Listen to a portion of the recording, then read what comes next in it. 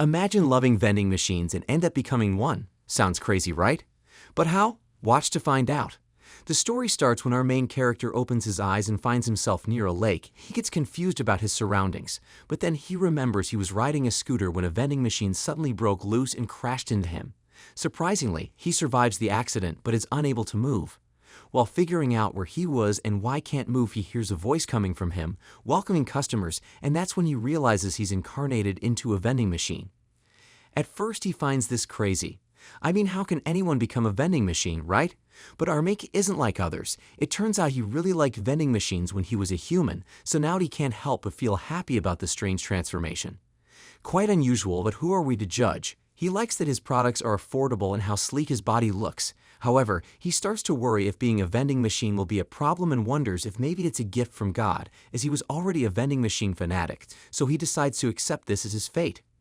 Now, he needs to figure out what he can do, so upon trying he finds out he can only say the things vending machines can say, like insert coins and thanks for buying. Then he further explores his new vending machine body and finds some writing that shows he's selling only two things, which are mineral water and corn soup. A voice tells him that he can change what he sells by using points, and to his surprise he already has 1,000 points in hand. Furthermore, he learned that these points can be turned into money as well, which he can use to restock items or change what he sells. Cool, isn't it? He can also use these points to keep items at different temperatures or warm up frozen food. He also checks out his other products and finds items he used to buy from other vending machines when he was alive as a human. Then he decides to switch to selling milk tea by spending 10 points, and it appears inside him. He can earn 1 point for every 100 yen. Quite a deal for him after all. He doesn't need electricity, but he can use points to charge himself, 1 point every hour. Since he has 990 points left, he can keep going for about a month. But he thinks it's better to save points until more people buy from him. However, he soon realizes he's stuck in a remote place with no humans around him. Now that's a turning point. What will he do now? After a day, he starts to worry that no one will use him and eventually he will be dead again in this isolated place. Suddenly, a giant frog shows up. It comes close but gets scared when it hears his welcoming voice. The frog starts hitting him with a bat, and the vending machine's strength goes down. And that's how he learns that if his strength reaches 0, they'll break and stop working. But the frog keeps hitting him, and his strength keeps going down. Surprisingly, he notices there's a magic stat, which surprises him because he didn't know there was magic in this world. He can use his points to fix his strength, so he thinks he can wait for the frog to get tired. But frogs being frogs will just create more chaos than getting tired and leaving. So the frog calls its friends, and our dear vending machine gets really scared when he sees one of them has an axe. He tries to find a function that will save him, but there's nothing useful.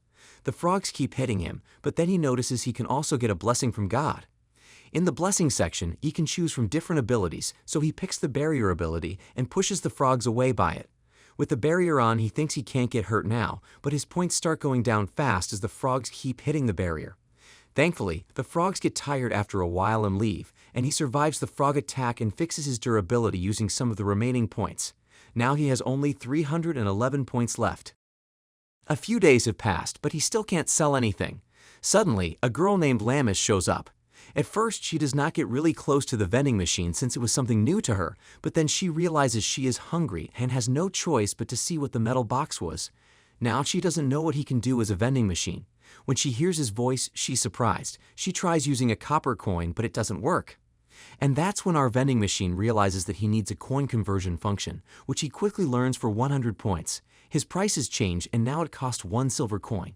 The girl thinks it's pricey but buys soup because she's hungry. She also tries his milk tea and gets more soup.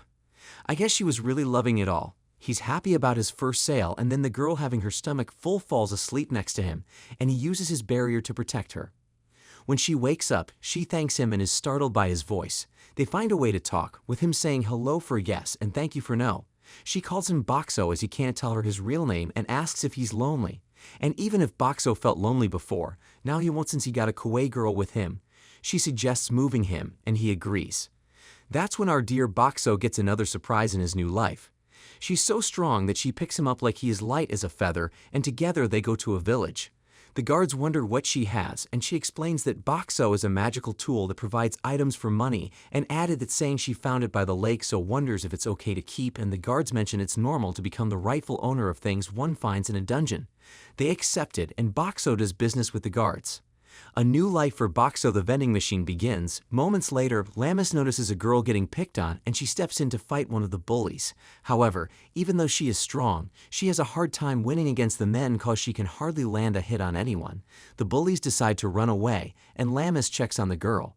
After that, Lamis goes to the inn and finds her friend Munami who works at an inn in the Clearflow Lake village, happy to see her return without any weapons. It turns out that Lamis was left behind by some other hunters, but Munami tells her that she has helped spread negative rumors about them. A pretty good friendship, I must say. Munami then turns her attention to Boxo, thinking that Lamis has brought back more useless stuff. Like seriously, he is not useless, ma'am.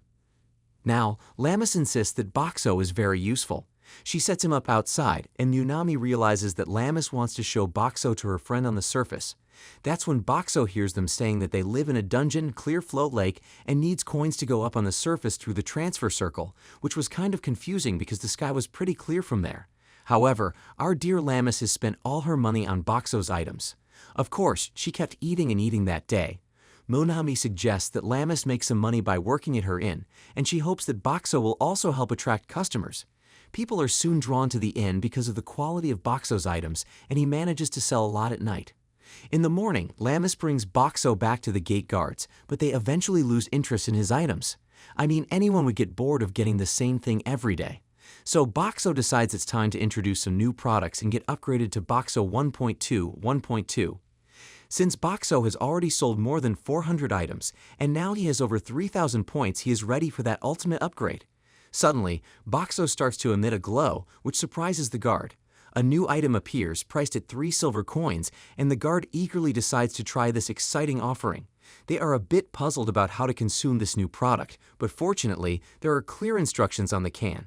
It turns out to be a type of stew, and the guards are impressed by its delightful flavors, expressing a desire to purchase even more. Over the next few days, word spreads throughout the village about Boxo's new item, and it becomes a major success. However, during the daytime, he makes it unavailable so as not to compete with the inn's restaurant business.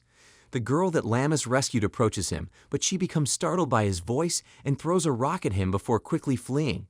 Their days continue as usual, and during the evenings, Lamis takes Boxo to visit the guards. As they walk together, she expresses the hope that they can have a real conversation someday, explaining that this is why they need to reach her friend on the surface. Lamis is happy to have found Boxo and reflects that being reincarnated as a vending machine isn't so bad. The following day, Boxo is filled with fear when he unexpectedly encounters a bear, but it turns out that the bear is actually the director of the Hunters Association. Quite a scary president right there. The bear is highly impressed by Boxo and seeks their assistance. The director explains that they are planning to launch an attack on the base of the frog monsters and wants Boxo to accompany them. Now why would they want a vending machine in a war? Or wait, I get it now. Free FOOD. Lamis is still puzzled and asks about why the director wants Boxo to come along, given that he cannot engage in combat. However, the director points out that Boxo's ability to provide convenient and ready-to-eat food on the go would be extremely valuable for the hunters. He assures them that they will be kept safe. Lamis is still uncertain, but Boxo believes that if they ignore the frog monsters, it could ultimately pose a danger to the village, so he agrees to participate. 3 days later, they set off on their mission, and they soon discover that it's the breeding season for the frogs, resulting in an unusually high population of them. We all know what kind of frogs they are, plus now there's a lot of them. I wonder if it'll be easy to win. Now, the director informs them that they are safeguarding the transfer circle in their village because it serves as the gateway in and out of the dungeon. Alongside the village hunters, a group of hunters known as the Misfits is also joining the raid, eagerly anticipating the opportunity to earn some money. During a break, Lamis places Boxo down, and she is approached by one of the hunters who comforts her by assuring that they are there to protect them. This hunter also expresses an interest in Boxo, prompting Lamis to explain how to use his products. A man decides to try lemon tea, and he likes the way it's packed. He sips it and thinks it's yummy. He's curious about where it comes from. Lamis says the tea box just fills itself magically. This makes the man more interested, so he calls his vice captain, Filmina, to check it out. Filmina calls that man Captain Kirioil, and Boxo is surprised that Kirioil is the boss. Kirioil thinks Filmina knows a lot about magic stuff, so he asks if she knows more about Boxo. She checks Boxo but doesn't sense any magic from him, and says that he just seems like a block of iron. Hurting our Boxo is a bad way. After that, Kiriwell mentions how Boxo refills itself magically, and Filmina suggests it might be a blessing, but she's not sure. Kiriwell thinks it's a mystery but decides to be grateful for having Boxo. Then, their director tells them they'll camp for the night and Boxo decides it's his time to shine and sets up shop. People line up to buy from him, and he adds cup noodles to his inventory for the expedition, which ends up with everyone loving the food. Moments later, Boxo notices a girl named Shuai who eats a lot. Lamis gets to know her and they become friends. Later that night, the director says they're close to a place called Den, which is about 3 hours away. He lets Lamis choose whether to stay at camp or join the hunters in battle. Lamis wants to go, and Boxo doesn't mind, so they decide to join the battle. So she can't land her hits, and now she is about to fight in a war with a whole vending machine on her back. I wonder how this will go. The next day, they reach a place called the Frog Base, but it's foggy and muddy. The director tells them to attack, and the hunters start fighting the frogs. Kiriwell tells his team they'll get paid more for every frog they defeat, so they get excited. Lamis wants to do well in the battle, but Boxo worries because she has trouble keeping her balance. However, she suddenly becomes more stable with Boxo on her back. Well-do. The Misfits team fights the frogs, and Filmina uses water magic to defeat some. But more frogs appear, and Kiriwell finds it strange. They get surrounded, and Boxo starts to worry. The frogs charge at them, and one of them goes for Shui. Lamis gets ready to protect her, but Boxo is on his own, turning his barrier on and blowing the frogs away. Everyone is confused about the barrier, but Boxo is happy he protected them. Boxo spends points to improve his abilities, and Lamis asks him to watch her back. Kiriwell compliments Lamis on her strength, and she blushes. Boxo warns them of an attack, but Lamis is distracted, so he uses his barrier again to protect them from the enemy. I don't know about you people, but I would love to have a vending machine like that for myself. Go Boxo go. Now, Kiriwell is surprised when he sees the barrier and Lamis thinks it's Boxo's power.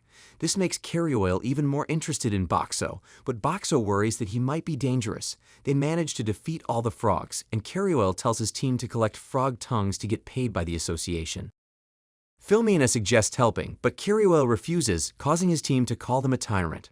They're unsure about their next move, and Kiriwell suggests helping on the front lines. Filmina reminds him that their job is to protect Lamis and Boxo. Kiriwell wants to make more money and offers a bonus, and Filmina says it's up to Lamis. Kiriwell pleads with Lamis to go, and she's happy to help. On the front lines, they defeat more frogs, and many hunters are injured. Lamis helps carry them to the wagon, and Boxo thinks of a way to assist. He decides to give them free drinks, which the hunters appreciate. The director thanks Kiriwell for coming to their rescue and notes that there were more frogs than expected. They wonder how it's possible, and the director thinks the Frog King might have risen. I can't stand these little frogs, and now I get to know that there's a king too. Oh my god. Boxo imagines how strong the Frog King could be. The director asks for Kiriwell's help to defeat it and tells Lamis to stay behind to care for the wounded hunters. Later that night, Lamis is called away to help other hunters, but a shady man approaches Boxo. Now, I know he will try to molest our dear Boxo. Seconds in and Boxo realizes the man wants his money, so he gives him a free drink. But when the man tries to grab it, he burns his hand with hot soup. No money, no snacks for you, buddy. Boxo laughs, but the man gets ready to harm him. Luckily, Lamis returns just in time and knocks the man out, and he's restrained. Suddenly, the Frog King appears in the distance, and the hunters start to panic. Lamis loads Boxo onto the wagon, but the horses are too scared to move. Lamis decides to release them and tries to pull the wagon herself with her strength. Boxo wonders what more he can do since his barrier may not be enough to save everyone. Boxo spends points to improve his abilities, and Lamis asks him to watch her back. Kiriwell compliments Lamis on her strength, and she blushes. Boxo warns them of an attack, but Lamis is distracted, so he uses his barrier again to protect them from the enemy. Boxo tries to figure out a way to slow down the Frog King. He looks through his item list and ends up buying some coke. Lamis thinks he has a plan. They grab the coke, and Boxo buys a function that allows him to change his form, turning himself into a candy machine filled with Mentos. Lawless is confused about what to do, as Boxo can't explain his plan properly. He keeps telling her to insert a coin, but she doesn't understand. As the Frog King approaches, the hunter thinks Boxo might be broken, but Lamis realizes that Boxo is doing his best. However, there's nothing more Boxo can do. Suddenly, the thief wakes up and demands to be freed, not wanting to die. The hunters stuff his mouth to quiet him, but he starts to choke. They give him some coke, which causes him to explode. This gives Lamis an idea, and she figures out Bakso's plan. She explains it to the other hunters, and they use the coke to blast the Frog King in its eyes. Cowroy and the director return just in time, and they manage to defeat the Frog King. Everyone celebrates, and the director apologizes to Lamis for putting her in danger. He also thanks Bakso for saving them all and tells them their mission is complete. As they head back, they notice that the village was attacked. Lamis rushes back to the inn, but it's been completely destroyed. She worries about Munami, but Bakso manages to calm her down. Lamis thinks Munami might have evacuated to the Hunters Association. They discover a giant double-headed snake responsible for the damage. Lamis finds the two guards and asks about Munami and her mother. The guards tell her they are safe inside a well-guarded building with a transfer circle. Munami welcomes Lamis back, and they are relieved that everyone is safe. Bakso decides to help the people and gives them all free items for the day. At night, they learn that the snake is a natural enemy of the frog monsters, and the villagers are cooking it for food. Bakso is surprised to see a huge line of people because he's giving away free items. It also attracts new faces, which he thinks will help him make more money in the long run. He has even started selling alcohol. Lamis gets a bit drunk, but is happy that everything turned out well. She is also pleased to see everyone gathered around Bakso and thinks he has become an important part of their lives. The next day, people start repairing the damage, and Bakso sets up at the association where many people are around. Lamis visits him and mentions that the director gave her a personal request to help remove the rubble. She takes Bakso over to the inn, and she starts moving the rocks easily. Her cart gets full, and she prepares to take it to the dump, but Cowroy suddenly appears. He offers to treat everyone to some of Bakso's items, which excites Lamis. Cowroy tries to recruit her and Bakso to his team, but Lamis refuses, saying she's too busy helping rebuild the inn. The next day, a woman and her assistant visit Bakso. Lamis wonders who they are, and the woman introduces herself as Koi from the exchange house. How will Bakso's life as a vending machine be in this magical world? Will we fall in love with Lamis, or will he ever become a human again? Feel free to comment down below if you want a part 2.